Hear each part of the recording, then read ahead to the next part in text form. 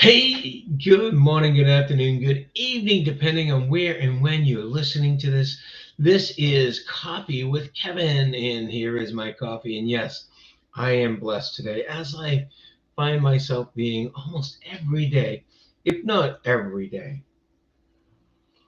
Mm, I hope you have a good, nice, hot, piping hot cup of coffee with you today, or tea, or maybe it's a cold drink, maybe it's a smoothie, whatever, or juice, whatever you have. I want to share with you. Mm. Again, this is Coffee with Kevin. I am Kevin Martin. I am a mindset coach with positive effects coaching in hypnosis. It is oh my goodness, the 28th. Can you believe it?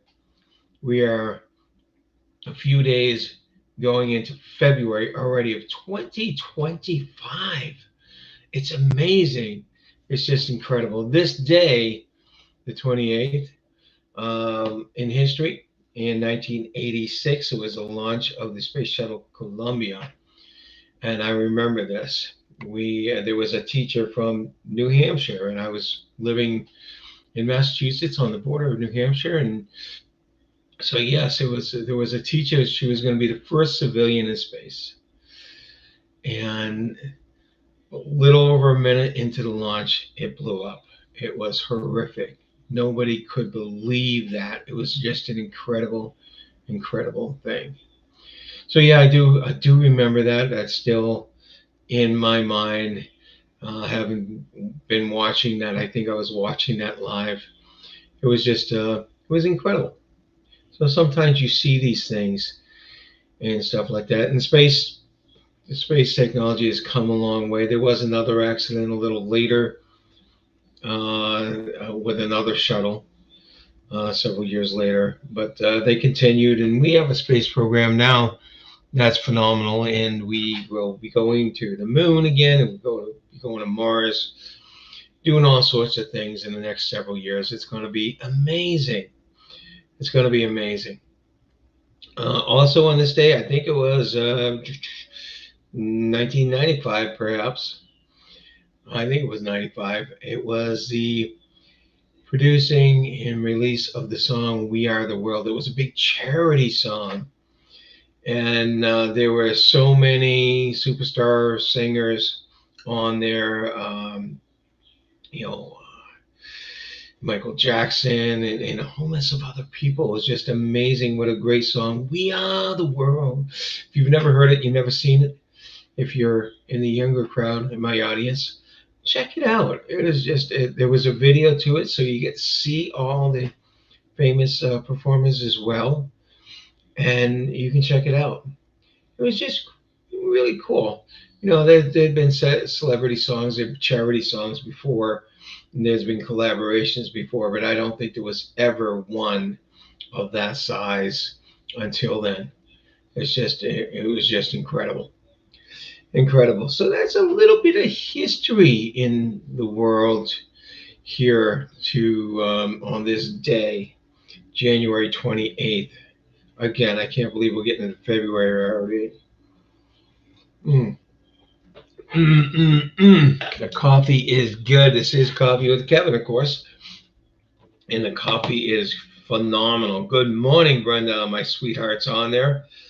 Um, yeah, yeah. Today we're going to talk about something a little different as well. Last week was a little different.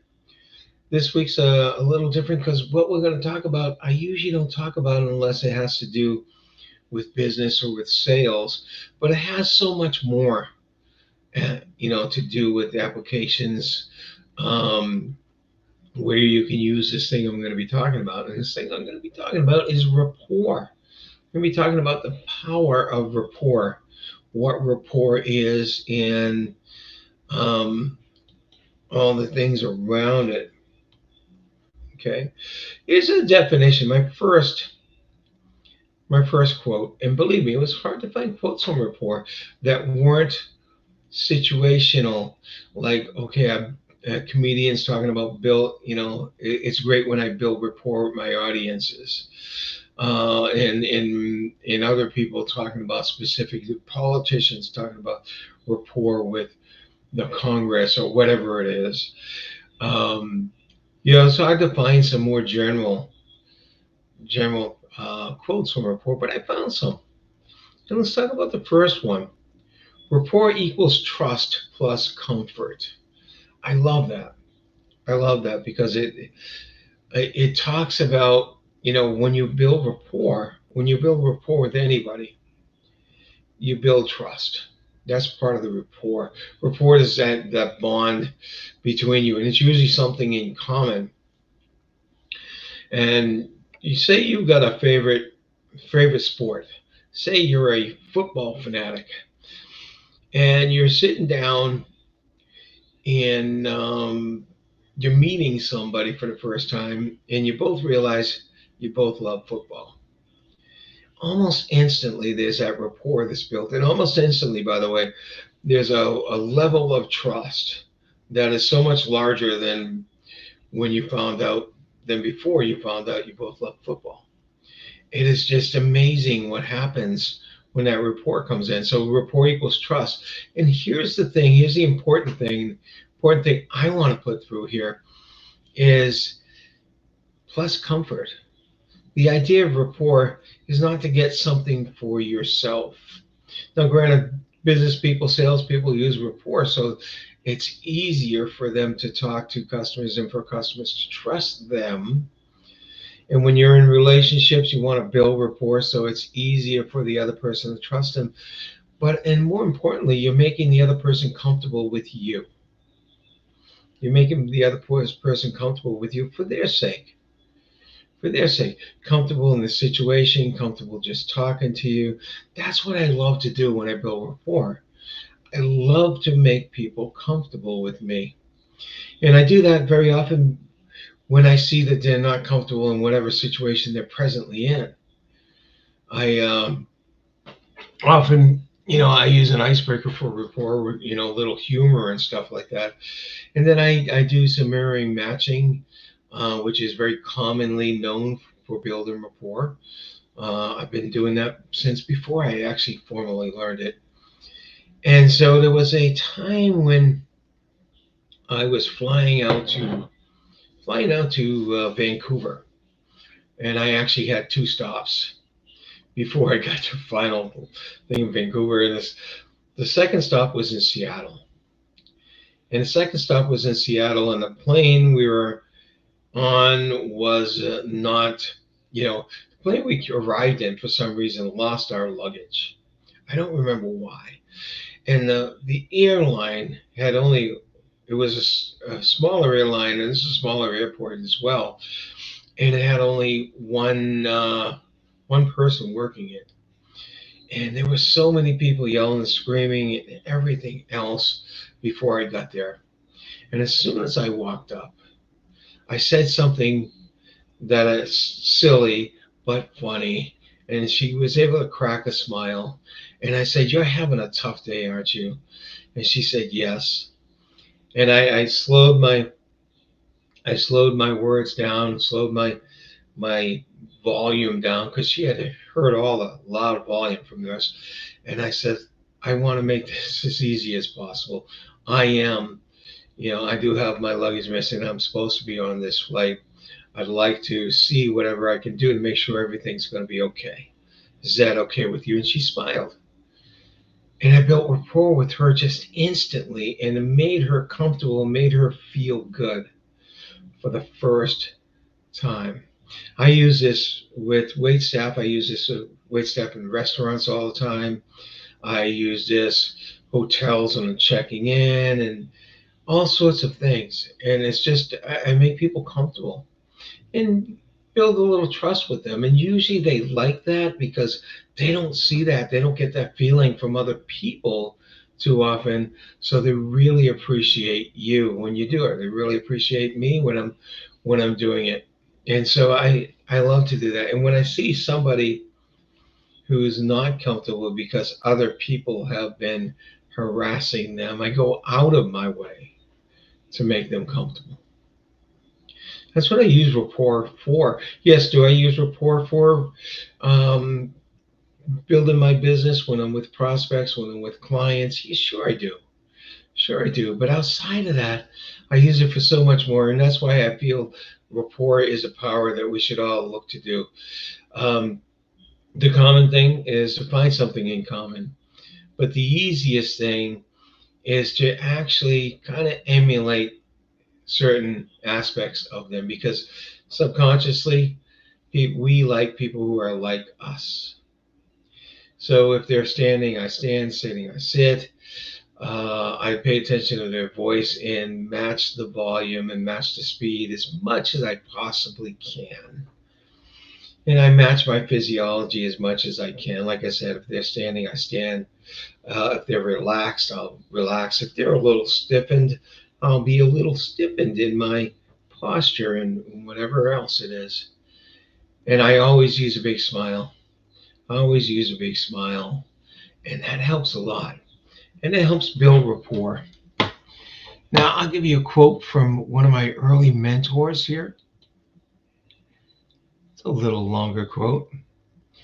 Rapport is the ultimate tool for producing results with other people.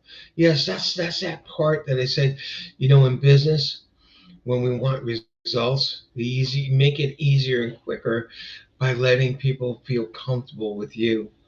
That's rapport. No matter what you want in your life, you can develop. I'm kind of I was reading it on the side where it's cut off, and I have to wait for the ticker to go on. No matter what you want in your life, you can develop rapport with the right people. Absolutely, absolutely. And again, I'll push this fact is it, not for manipulation, for honestly being able to help them in one way or another, like my story. Help them feel comfortable, help them feel better, help them feel happy again. You can use rapport for that. And sure, help them if you're in the business of selling solutions, help them with your solution to solve their issues. That's what rapport can do, and that's what it's all about. It's just a really, really great little tool. Um, one more, one more. When two people meet, as long as there is any form of rapport maintained, the person with the most certainty will eventually influence the other person. The person with the most certainty. So as long when two people meet and you have rapport and you maintain rapport, the person with the most certainty will more easily influence the other. As long as it's for good again, as long as it's ethical, you're not manipulating someone else. So again, in relationships, whether it's um, partner relationships or relationships with your friends and others, and in work relationships as well. Now, Tony says something really interesting here. He says the person with the most certainty will eventually influence the other, but he says as long as rapport is maintained, because certainty can come out rude, it can come out egotistical, it can come out I'm better than you, and that breaks rapport right away. That breaks rapport right away. So rapport isn't the self-help tool that I usually talk about. I usually try to preach and talk. It is the tool for actually creating more solid relationships. It's a tool that you can use to make people comfortable with you, to make people more comfortable with you. And that's what rapport is all about. So I wanted to talk to you about this because this, in a way, is self help. If you have a problem with relationships, if you have a problem talking with other people, being with other people, here's what you do. If there's someone you need to talk to, someone you want to talk to, you take a look at them. Take a look at their physiology. How are they standing or sitting? Are they relaxed? Are they more solid? How are they? I actually go to how are they breathing and different things like that. And when you're talking to them, are they loud? Are they soft? Are they quick talking or are they slow talking? Don't do the opposite. Do something really that's in line with how they are. And of course, if you find something sincerely that the other person likes that you also like, bring that up. Talk about that. That's the thing, other things in common as well. Okay, this has been Coffee with Kevin. This is a little tip today for you to help you build and solidify your relationships with others, to help you get forward with your relationships with others, be it in work or personal relationships. Have fun. Use it. Practice this. Try this. Use it out. Use it when you're going out and you're in the stores, in the gym, in restaurants, wherever you go. Have fun with it. It is a lot of fun. And the moment you can get that other person to smile or feel comfortable, it's amazing. It truly is.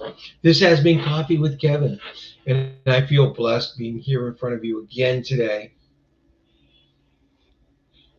And I wish for you the most amazing week. Next week, when we talk, it's going to be February. It's going to be awesome. Remember, you don't need luck, you don't need wishes to have an amazing week, an amazing day. You just need the intention and make it an amazing week or an amazing day. Take care, all. Bye.